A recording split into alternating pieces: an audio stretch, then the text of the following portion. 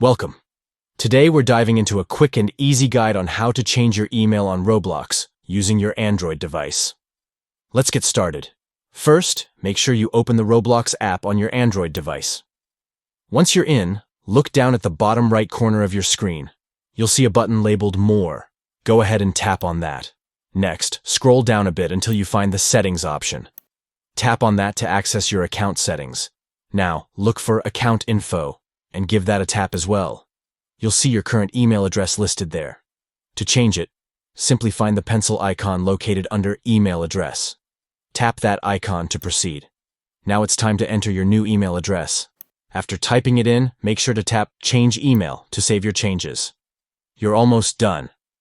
Roblox will send a verification email to your new address. Head over to your email inbox, find the email from Roblox, and follow the instructions to verify your new email address. And that's it. You've successfully changed your email on Roblox using your Android device.